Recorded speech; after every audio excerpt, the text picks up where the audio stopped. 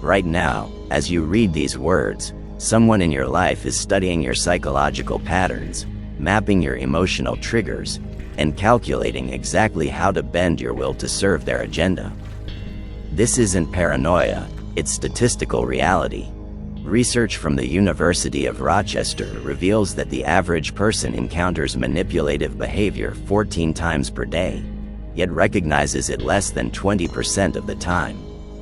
You are living in a hidden war for your mental sovereignty, and you're losing battles you don't even know you're fighting. Niccolò Machiavelli, writing from the brutal political landscape of Renaissance Italy, understood something about human nature that modern society desperately needs to rediscover. The ability to recognize and counter manipulation isn't optional in a world where influence equals power. Those who cannot defend their minds will inevitably serve the agendas of those who can attack them. This isn't about becoming paranoid or cynical. It's about developing what I call tactical awareness of the psychological games being played around you every day. Before we dive into the specific strategies that will armor your mind against manipulation, I want to invite you to subscribe to this journey of psychological empowerment. Because understanding these concepts is just the beginning, implementing them requires the kind of ongoing support that only comes from a community committed to mental sovereignty. The human brain, magnificent as it is, contains vulnerabilities that have remained unchanged since we lived in small tribes where trust was a matter of survival. These psychological exploits, automatic mental shortcuts, emotional triggers, and social compliance mechanisms, once served us well in simple environments.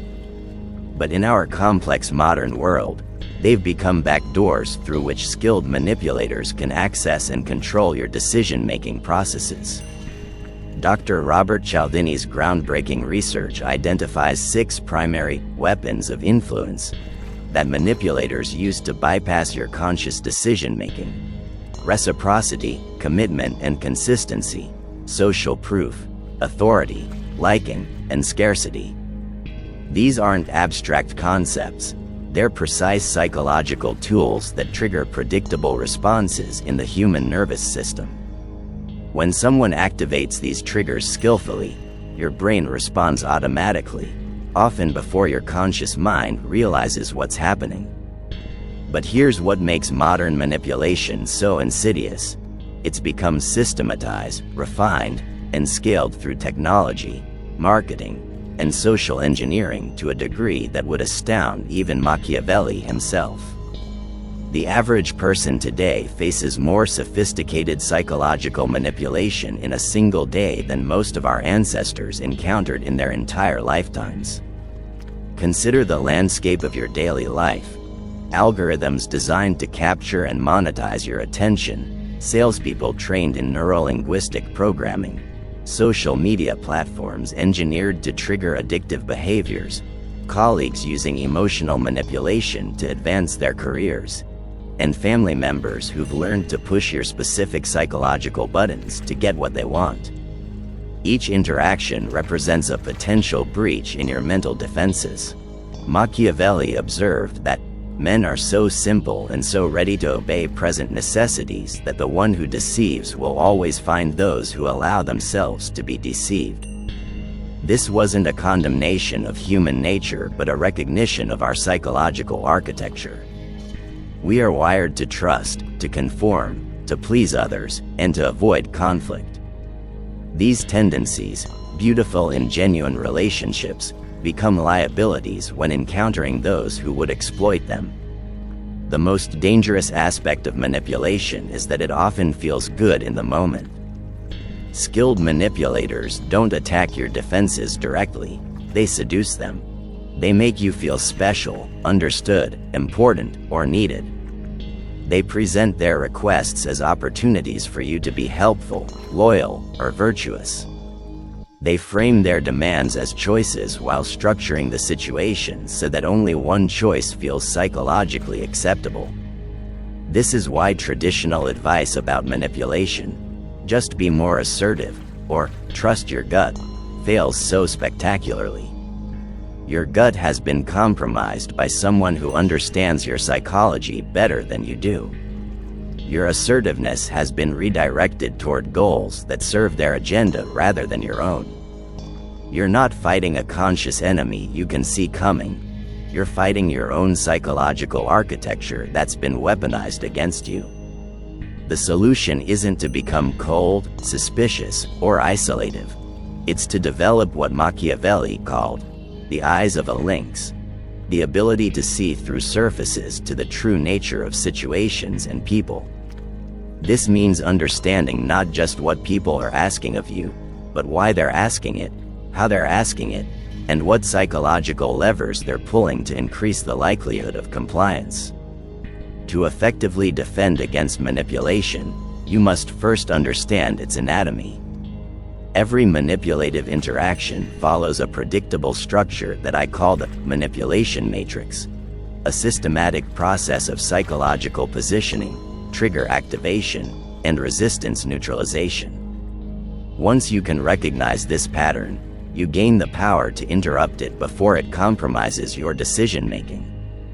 The first phase is what psychologists call grooming, not in the predatory sense, but in the broader psychological meaning of conditioning someone for future exploitation. This involves the manipulator gathering intelligence about your values, fears, desires, and psychological triggers while simultaneously positioning themselves as someone who understands and supports you. Dr. Martha Stout's research on sociopathic manipulation reveals that this grooming phase can last weeks, months, or even years. The manipulator invests time in understanding your psychological landscape, testing your boundaries, and establishing themselves as a trusted source of validation or support. By the time they make their actual manipulative requests, they've already mapped your psychological terrain and positioned themselves as an ally rather than an adversary. Machiavelli understood this dynamic when he wrote, "Men willingly believe what they wish." Skilled manipulators don't try to convince you of things you don't want to believe. They identify what you already want to believe about yourself, your relationships, or your situation, then provide evidence that supports those beliefs while subtly steering you toward their desired outcomes. The second phase involves what I call psychological anchoring, establishing a reference point that makes their ultimate request seem reasonable by comparison. This might involve initially asking for something extreme that they expect you to refuse, making their real request seem moderate in comparison. Or it might involve gradually increasing the size of their requests over time, a technique psychologists call foot-in-the-door escalation. Research from the Stanford Psychology Department demonstrates that once people comply with a small request, they're dramatically more likely to comply with larger requests from the same person. This isn't because they've made a conscious decision to be more helpful. It's because compliance creates what psychologists call cognitive dissonance. To resolve the discomfort of acting in ways that don't align with their self-image, people unconsciously adjust their self-concept to match their behavior. The third phase is resistance neutralization, systematically dismantling your ability to say no. This involves anticipating your objections and preparing responses that make refusal seem unreasonable, selfish, or harmful. Skilled manipulators become experts at making you feel guilty for having boundaries, ungrateful for questioning their motives, or responsible for their emotional reactions to your autonomy. Dr. George Simon's research on covert manipulation identifies several specific tactics used during this phase. Guilt tripping, after everything I've done for you. False urgency, we need to decide right now. Social pressure, everyone else is doing it. And emotional blackmail, if you really cared about me, you would. Quote closing parenthesis. Each of these techniques exploits fundamental aspects of human psychology that most people have never learned to defend against. But perhaps the most sophisticated manipulation technique is what I call reality distortion, gradually altering your perception of situations, relationships are your own judgment until you become dependent on the manipulator's version of reality. This involves systematically undermining your confidence in your own perceptions while positioning themselves as a more reliable source of truth about what's happening in your life. Gaslighting, a term derived from the 1944 film Gaslight, is one form of reality distortion, but the phenomenon extends far beyond obvious psychological abuse. Anytime someone consistently tells you that your feelings are wrong, your perceptions are inaccurate, or your concerns are unreasonable, they're engaging in a form of reality distortion designed to make you doubt your own judgment and become more reliant on theirs. Machiavelli observed that the vulgar crowd always is taken by appearances, and the world consists chiefly of the vulgar. This insight reveals why manipulation is so effective. Most people make decisions based on how situations appear rather than taking the time to analyze the underlying dynamics. Manipulators exploit this tendency by carefully managing appearances while pursuing hidden agendas. The neuroscience behind manipulation reveals why these techniques are so effective. When someone you trust presents information that contradicts your own perceptions, your brain experiences what researchers call cognitive conflict. This creates genuine psychological discomfort that your mind seeks to resolve quickly. Rather than enduring the discomfort of uncertainty, most people unconsciously adjust their perceptions to match the manipulator's version of events.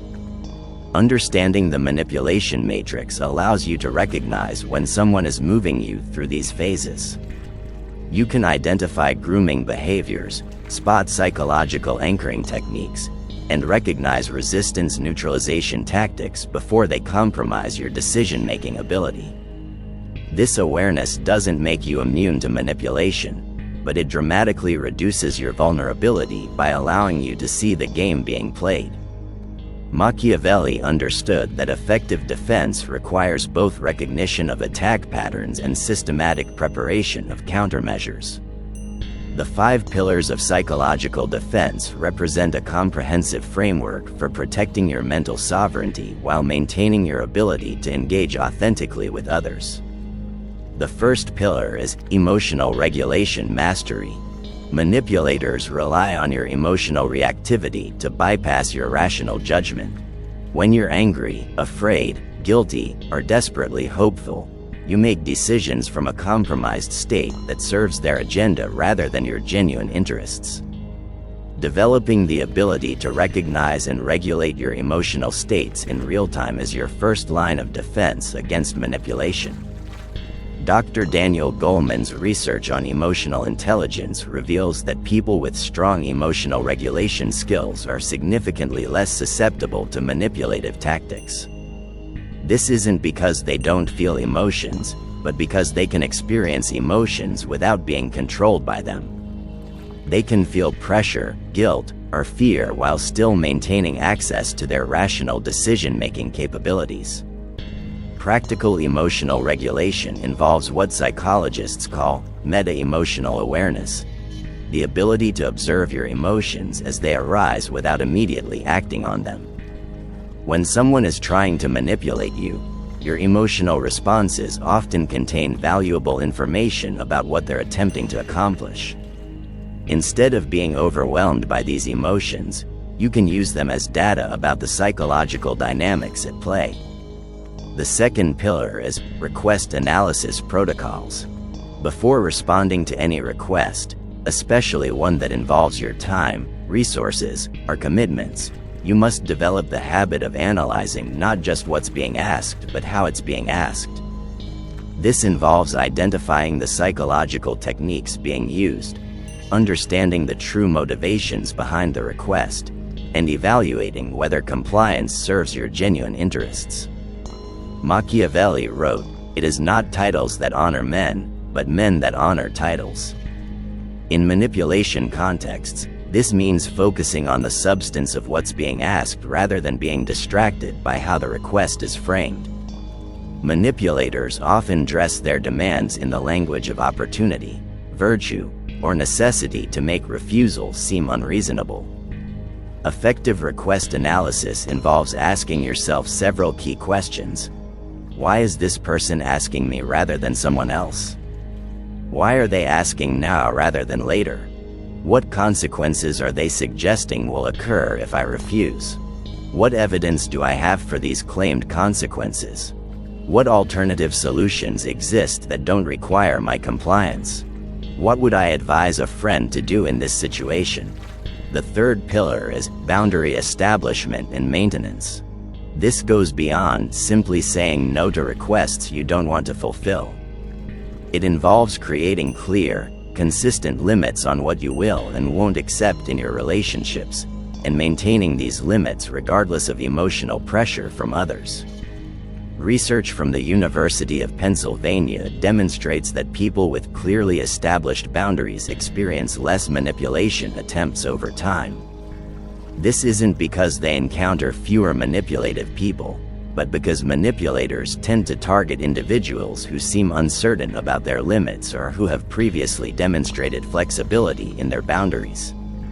Effective boundary establishment requires what I call proactive communication, clearly stating your limits before situations arise that test them. This means having conversations about what you will and won't do, what behaviors you find acceptable and unacceptable, and what consequences you'll implement if your boundaries are violated. The fourth pillar is social proof immunity. Manipulators frequently use claims about what everyone else is doing, thinking, or believing to pressure you into compliance. Developing immunity to social proof tactics requires understanding that these claims are often exaggerated, irrelevant to your specific situation, or completely fabricated. Dr. Stanley Milgram's famous obedience experiments revealed that people will engage in behaviors they find morally objectionable when they believe others are doing the same. Manipulators exploit this tendency by creating the illusion of consensus around their requests or by suggesting that refusal makes you an outlier in ways that should concern you. Social proof immunity involves developing what philosophers call moral courage, the willingness to act according to your own values and judgment even when others disagree or disapprove. This requires accepting that being right is more important than being popular, and that your integrity isn't determined by consensus. The fifth pillar is strategic non-compliance. This involves not just refusing manipulative requests, but doing so in ways that discourage future manipulation attempts. Strategic non-compliance means making manipulation unprofitable for those who attempt it while maintaining your relationships with people who can learn to interact with you respectfully. Machiavelli observed that, since love and fear can hardly exist together, if we must choose between them, it is far safer to be feared than loved. In manipulation contexts, this means that earning respect through consistent boundary enforcement is more protective than seeking approval through accommodation. Strategic non-compliance involves several specific techniques: refusing to justify reasonable boundaries, declining to engage in arguments about your right to say no, implementing natural consequences for manipulative behavior, and maintaining emotional composure regardless of others' reactions to your autonomy. The goal isn't to become defensive or confrontational, but to create a psychological environment where manipulation becomes more effort than it's worth while authentic relationship remains possible and rewarding. Now that you understand the fundamental pillars of psychological defense, we can explore advanced countermeasures that transform you from a potential victim into someone who can navigate manipulative environments with confidence and effectiveness. These techniques represent the culmination of Machiavelli's strategic thinking applied to modern psychological warfare. The first advanced technique is conversational jujitsu, using a manipulator's own psychological tactics against them. This doesn't mean becoming manipulative yourself, but rather redirecting their manipulative energy in ways that serve truth and authentic relationship rather than exploitation. When someone uses guilt to pressure you into compliance, you can redirect that energy by expressing genuine concern for their emotional well-being. I notice you seem really upset about my decision. What support do you need to handle that disappointment? This response acknowledges their emotion without accepting responsibility for it, while offering genuine care that shifts the dynamic away from manipulation toward authentic connection. When someone uses false urgency to pressure immediate compliance, you can redirect by expressing appreciation for their concern while maintaining your decision-making autonomy. I can see this feels urgent to you. Help me understand what specifically will change if we wait until tomorrow for my decision. This response validates their experience while requiring them to justify their timeline with concrete reasoning. The second advanced technique is psychological Aikido, using the manipulator's assumptions about your psychology to gain tactical advantage. This involves allowing them to believe they understand your triggers and motivations while actually operating from a different psychological framework than they expect. For example, if someone assumes you're motivated primarily by the need for approval, you can allow them to make requests based on that assumption while actually making decisions based on your own values and long-term interests. Their manipulation attempts become sources of information about their agenda rather than sources of psychological pressure. Dr. Gavin de Becker's research on threat assessment reveals that manipulators often reveal their true intentions through the assumptions they make about your psychology. By paying attention to what psychological buttons they try to push, you gain valuable insight into both their character and their agenda. The third technique is strategic transparency, selectively revealing your awareness of manipulation tactics in ways that discourage future attempts while maintaining relationship potential with people capable of growth. This involves calling out manipulative behavior directly but non-confrontationally, making it clear that you recognize what's happening without necessarily ending the relationship. For instance, I notice you're presenting this as a choice between helping you and being selfish. I'm wondering if we can explore other options that might meet your needs without requiring me to abandon my boundaries. This response demonstrates awareness of the manipulation technique while offering a path toward more authentic problem solving. Strategic transparency serves multiple purposes. It educates manipulators about your level of awareness. It creates natural consequences for manipulative behavior, and it offers an opportunity for the relationship to evolve toward greater authenticity and mutual respect. The fourth advanced technique is cognitive sovereignty maintenance, protecting your ability to think clearly and make decisions based on your own values despite ongoing psychological pressure. This involves developing what I call mental firewall protocols that automatically activate when you detect manipulation attempts. These protocols include taking time before responding to any significant request, consulting with trusted advisors who aren't invested in the outcome, writing down your thoughts and feelings before and after manipulative conversations, and regularly reviewing your decisions to ensure they align with your genuine values and long-term interests. Machiavelli understood that everyone sees what you appear to be, few really know what you are.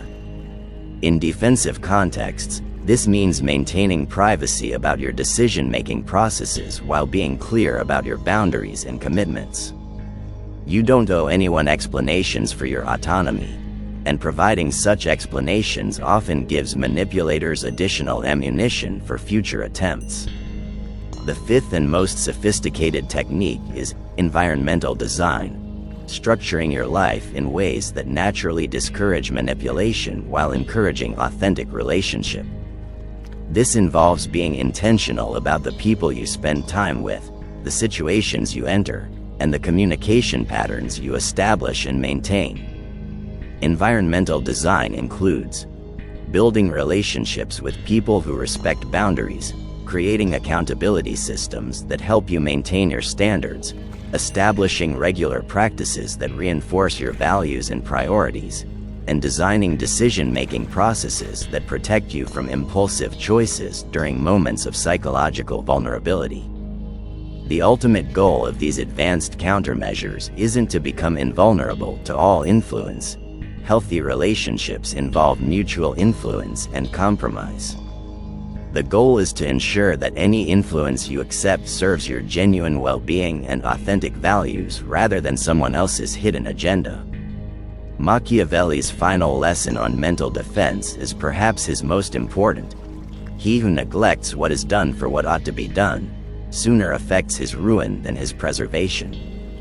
In modern terms, this means that idealistic approaches to human nature, assuming everyone has good intentions, believing that kindness always generates kindness in return, hoping that manipulators will change if you just give them enough chances, often lead to psychological destruction. True mental sovereignty requires accepting that manipulation is a real and persistent threat while developing the skills to defend against it without becoming cynical or closed-hearted. You can maintain your capacity for trust, generosity, and authentic connection while also maintaining your ability to recognize and counter psychological exploitation. As we conclude this exploration of mental defense, remember that these skills aren't just about protecting yourself from obvious predators. They're about maintaining your autonomy and authenticity in a world where influence is constantly being attempted. The goal is to ensure that your choices remain truly yours, that your relationships are built on mutual respect rather than psychological coercion, and that your life reflects your genuine values rather than someone else's agenda. If you're ready to develop these crucial skills further, if you want to join a community committed to psychological sovereignty and authentic relationship, subscribe to continue this journey. Because in a world where mental manipulation has become commonplace, the ability to defend your mind isn't just helpful, it's essential for anyone who wants to live with genuine freedom and authentic connection. Your mind is yours to control. The choice to defend it is yours to make.